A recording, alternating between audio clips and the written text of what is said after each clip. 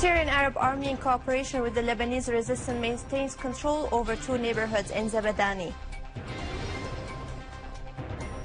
Terrorists are held by Syrian Arab Army and they admit being trained in Turkey. And Kerry confirmed possibility of reaching a nuclear agreement with Tehran within a week.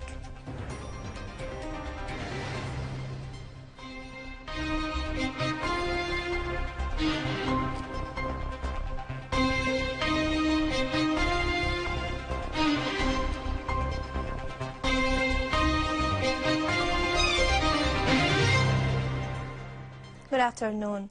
In Daraa, Syrian Arab Army units destroyed terrorist vehicles, eliminating all inside. A military source said that Syrian Arab Army units killed dozens of terrorists and injured others in al-Naimiyya town, destroying their armored vehicles and killing all inside. Syrian Arab Army also eliminated large numbers of terrorists near 2 wells in Suwaida's countryside. Meanwhile, Syrian Arab Army units targeted several gatherings of the terrorist groups, killing many of them in Aleppo and its countryside. Syrian Arab Army units in cooperation with the Lebanese resistance controlled al-Jamaiyat and al-Sultani neighborhoods in Zabadani city in Damascus countryside. A military source said that the Syrian Air Force destroyed an armored vehicles and a pickup equipped with a machine gun, killing and injuring dozens of foreign terrorists. A number of terrorists who were caught recently in Aleppo confessed to having received military training in Turkey by US, Saudi and Qatari personnel.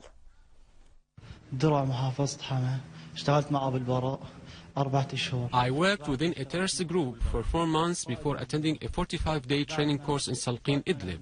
And later we headed to Turkey where we received military training by US, Saudi and Qatari personnel for 30 days and then returned to Aleppo. I was among the force that attacked Jamiat al-Zahra in Aleppo. We were about 250 persons, but the operation failed and we were arrested by the army. I had fought in Al-Qarmid camp, Wadi al-Daif in Idlib, Kifr Naboude in Hama, and later we went to Salah ad-Din neighborhood in Aleppo where we were shelling the area, then putting the dead bodies inside the buildings. Planning for the latest attack on Aleppo began 10 days ahead of Ramadan. My 60-member group infiltrated into some buildings, but the army besieged the area and caught all who were still alive. US, Qatari and Saudi personnel trained us for 45 days in Salqin, Idlib, and later we went to complete our training in Turkey, where every trainee was given $200 US. We then returned to Aleppo and commenced a huge attack on army posts in Aleppo, but our operation was a failure and we got caught. My 60-member group tried to attack Jamiat al-Zahra area in Aleppo, but we failed and got caught. Many gunmen from different groups attacked al-Zahra neighborhood and the operation failed and I was injured. I spent 2 days suffering injuries inside the building. The army called on us to surrender and they will keep us alive. So I surrendered and they treated my injuries. I spent 5 months training in Turkey and was received 50,000 Syrian pounds per month. I was among a group of 50 gunmen who took part in the attack and we failed. A number of us, including me, were injured in the attack and we decided to surrender to the army. Authorities settled the legal statuses of 120 persons from various areas in Homs Governorate who had earlier turned themselves in and handed over their weapons. Hundreds of thousands of wanted people from Homs and other provinces have had their legal statuses settled in the same way after they pledged not to carry arms again or commit any act that could harm the security of citizens and the homeland. Last month, 243 wanted people from Homs were released after the legal status of each one of them was settled. In Yemen, 7 people were killed and injured as a result of Saudi regime's raid that targeted a residential neighborhood in Al-Ma'alla city in Aden province, as a number of houses were damaged. Moreover, the same source pointed out that the Saudi Air Force carried out a number of raids in several areas in Aden province. In Sana'a, 11 Yemenis were wounded due to Saudi regime airstrikes on several provinces. due to Saudi regime airstrikes on several areas and its neighborhoods. Furthermore, a local source revealed that the fighter jets of the Saudi aggression launched a number of raids on residential areas, injuring 11 people and destroying many houses. On the other hand, a Yemeni man and a girl were injured after a terrorist attack by an improvised explosive device in the central market of Al-Bayda city. The nuclear negotiations between Iran and the 5+1 countries are still ongoing in Vienna in order to reach a final agreement. The Iranian Foreign Minister Mohammad Jawad Zarif asserted that all the parties seek to reach a comprehensive agreement before the deadline, pointing out that there are some outstanding points that need to be resolved. However, he clarified that the negotiations results are still unspecified, as he was still to meet the Russian, British and French counterparts today.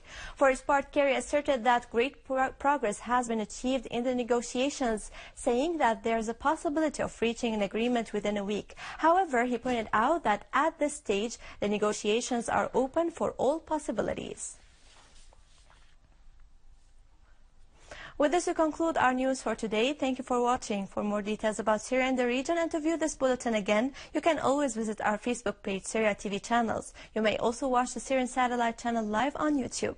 Now to latest business and market news with Razan, but after a short break.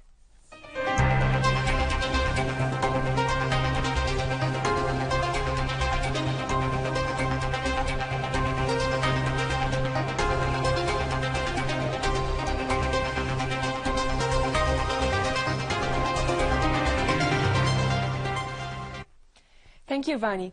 Good afternoon. A memorandum of understanding was signed between Damascus University and Al-Baraka Bank of Syria concerning linking the education and research of the university with the community requirements in order to achieve economic and social development.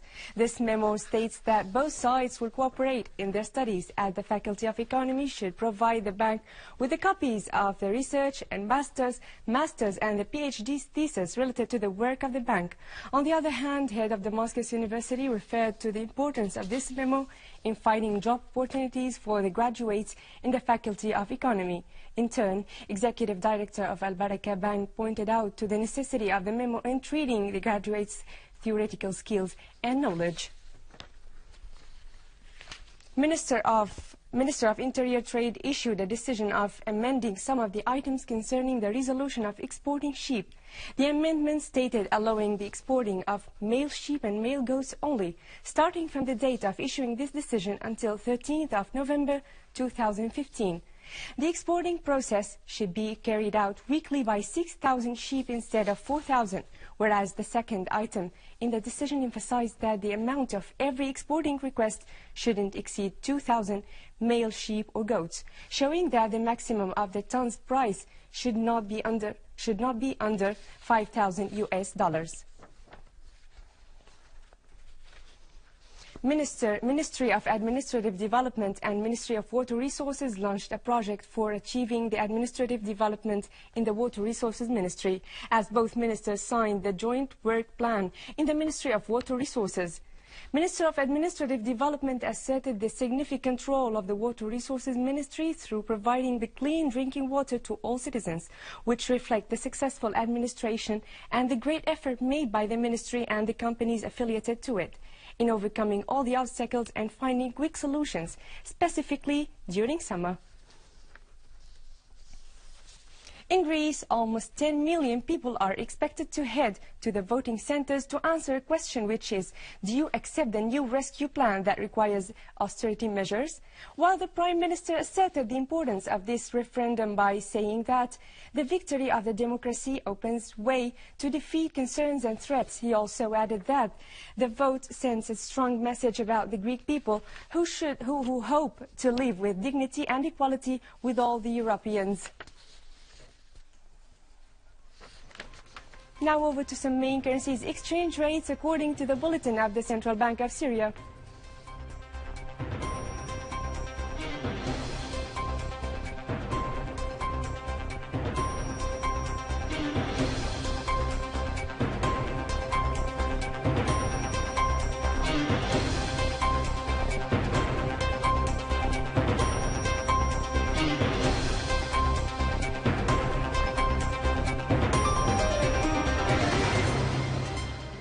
With this, we conclude our news for today. Thank you for watching. Goodbye.